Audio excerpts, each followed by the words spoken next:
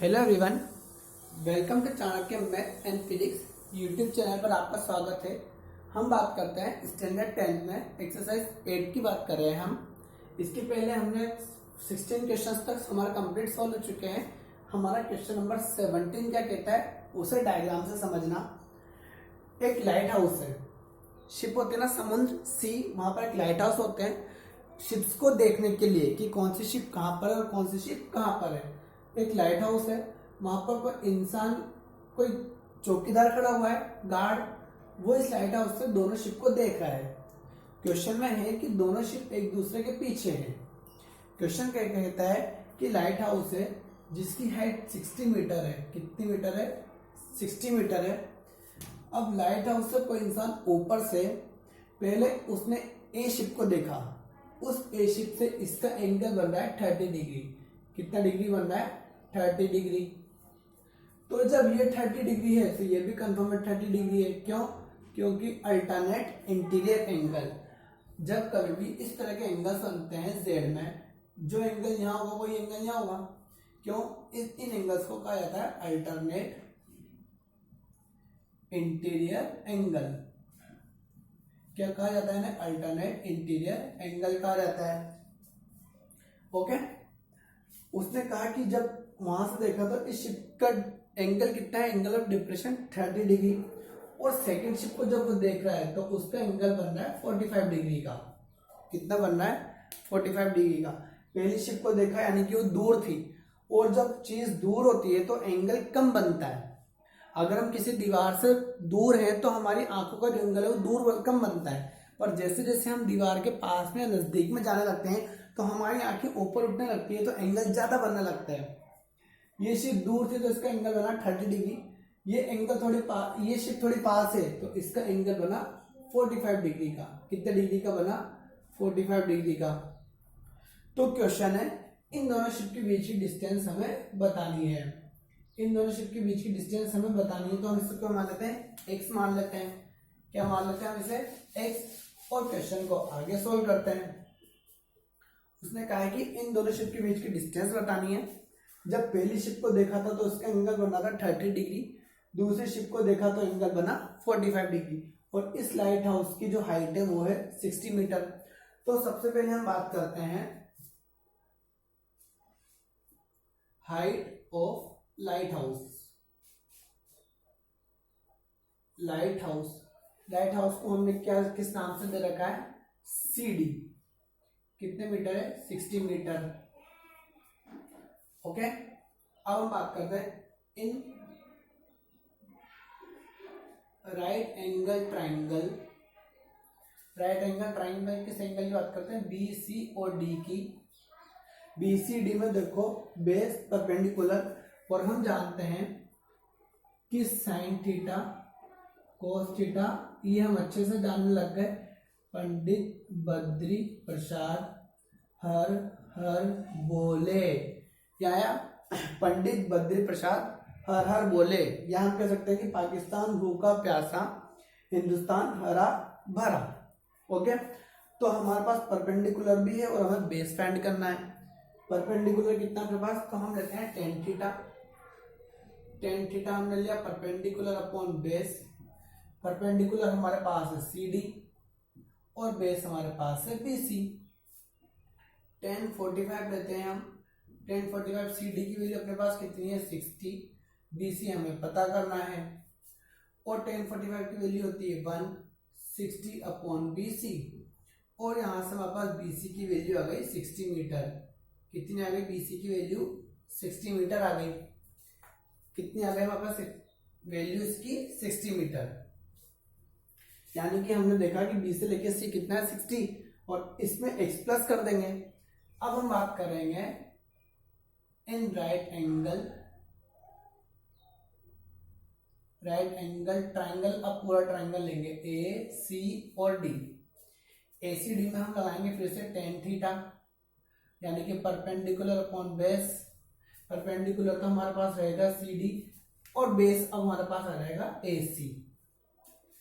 A से लेके C पूरा बेस आ गया, और A से लेके पूरा C आ गया। इतने से हम फिर से देखते हैं तो हमने देखा 1030 की, ये 1030 परपेंडिकुलर 60, AC टू पार्ट्स में डिवाइडेड, A से लेके B और B से लेके C में।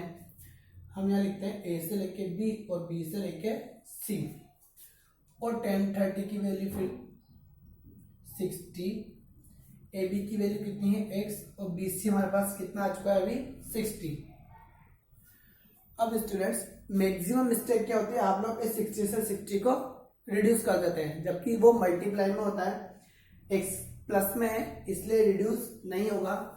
tan 30 की वैल्यू हमारे पास होती है 1/√3, ये 60 अपॉन x प्लस 60। ओके, और अब हम इसे क्रॉस मल्टीप्लाई कर लेंगे, और क्रॉस मल्टीप्लाई करने पर x प्लस 60, ये क्रॉस मल्टीप्लाई करने पर इधर चला जाएगा 1 के पास, और ये चला जाएगा 60 के पास, और ये जाएगा 60√3। ओके, 60√3। यहां से हमें किसकी वैल्यू चाहिए, x की वैल्यू चाहिए, तो x की वैल्यू निकालने के लिए हम लोग ये x तो यहीं पर रहेगा 60√3, और ये 60 उधर जाने पर हो गया माइनस में, किस पे चेंज हो जाएगा, ये माइनस में चेंज हो जाएगा। और यहां से हमारे पास 60 हम कॉमन लेते हैं, तो हमारे पास बचा √3 माइनस 1, क्या बचा हमारे पास √3 माइनस 1। अब इधर देखना जरा, √3 माइनस 1 बचा, और x इक्वल टू 60, और हम जानने लग गए हैं कि √3 की वैल्यू होती है 1.732 माइनस 1। √3 की वैल्यू कितनी होती है, 1.732 माइनस 1 होती है। कितनी होती है इस जगह लिख लेना, कहीं भी आप लोगों के पास चाहे स्पेस हो, ये √3 की वैल्यू होती है, √2 की वैल्यू 1.414, और √5 की वैल्यू होती है 2.236। ओके, तो हमने यहां से x इक्वल टू 60 माइनस करने पर अपने पास आता है 1 में से 1 तो माइनस हो चुके, तो क्या आएगा 732 आ जाएगा। कितना आ जाएगा 732, कितना आ गया अपने पास 732, और इससे मल्टीप्लाई कर देंगे अब हम, और जो भी होगा आप लोगों के पास मल्टीप्लाई करने पर आंसर आ जाएगा। किसकी वैल्यू आ जाएगी, x की वैल्यू। 60 को आप लोग 0.732 से मल्टीप्लाई करोगे तो आंसर आ जाएगा x की वैल्यू। ओके स्टूडेंट्स, फिर से क्वेश्चन को समझना। उसने कहा था कि एक लाइट हाउस है जिसकी हाइट 60 मीटर है। पहले एक शिप को देखा, उसने 30 डिग्री का एंगल बना रही है, फिर उसने दूसरी शिप से कितने का बना रही है 45 डिग्री का। तो बताना है कि दोनों शिप के बीच में डिफरेंस कितने का है। हमने पहले इस शिप को माना A और दूसरी शिप अपने पास B। सबसे पहले हम ट्राइंगल लेते हैं, राइट एंगल ट्राइंगल BCD, 45 लगाया हमने, tan 45, C से लेके D, CD upon BC, perpendicular और बेस, सोल्व करने पर हमारे पास BC की वैल्यू आई। फिर हम राइट एंगल ट्राइंगल लेते हैं ACD, tan 30 लगाया। यहां से हम क्वेश्चन को सोल्व करते हुए, हमने क्रॉस मल्टीप्लाई क्या है, ये क्वेश्चन में लिखने की जरूरत नहीं है, ये समझाने के लिए था। इस तरीके से क्रॉस मल्टीप्लाई करने पर हमारे पास ये वैल्यूज आती है, और यहां से हमारे पास x की वैल्यू आ जाएगी। ओके स्टूडेंट्स, तो इस तरीके से आप लोगों का क्वेश्चन नंबर 17 कंप्लीट हो चुका है। वीडियो को पॉज करके नोट कर लीजिएगा। नेक्स्ट क्वेश्चन है हमारे पास क्वेश्चन नंबर 18। कौन सा क्वेश्चन हमारे पास है, हमारे पास क्वेश्चन नंबर 18 है। समझना क्वेश्चन क्या है, 1.5 मीटर टॉल बॉय है, एक लंबा लड़का है जिसकी हाइट कितनी है 1.5 मीटर। क्वेश्चन को समझते हुए चलना।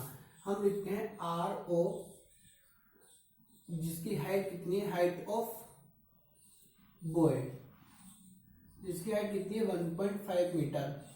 ओके, पहले क्या था, वो इस जगह खड़ा हुआ है R पर, उसकी आइज कुछ यहां पर है, वो पहले ऊपर देख रहा है, टावर के ऊपर की तरफ देख रहा है P पॉइंट पर।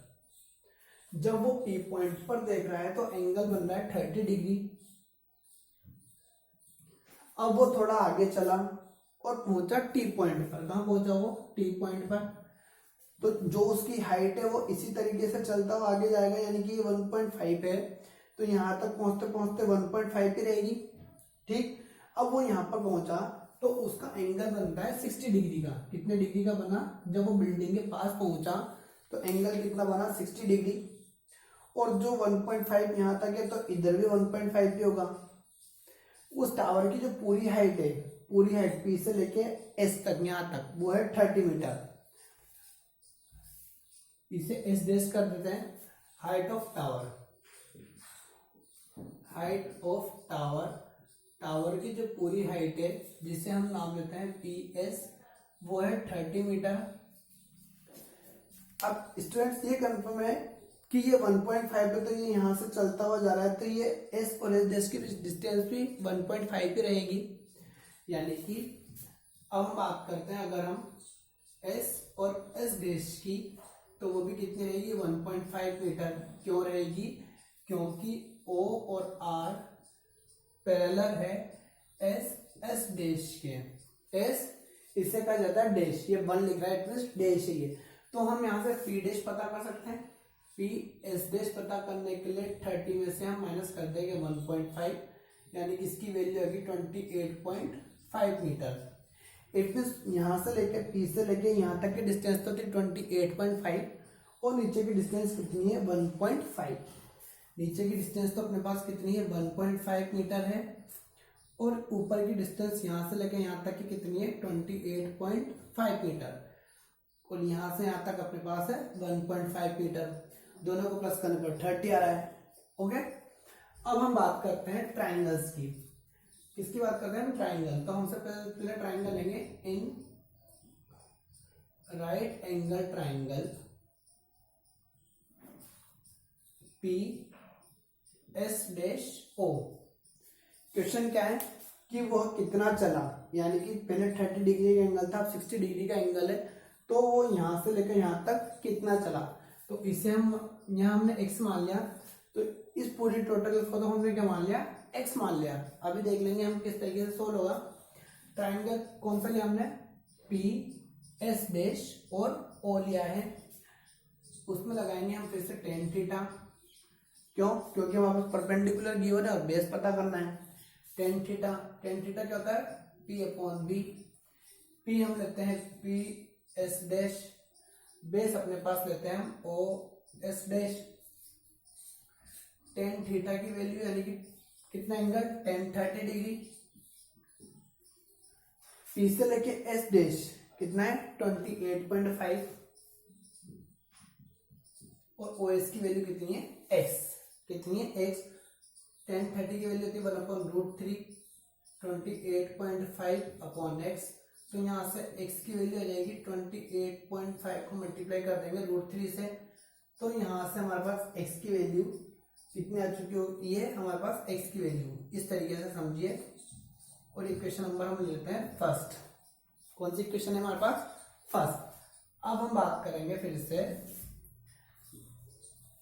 पहले हमने ट्राइंगल लिया पी ओ डैश और एस, और अब हम बात करेंगे इन triangle P S dash and T में। Triangle P S dash T में फिर से हम लेंगे ten theta perpendicular upon base.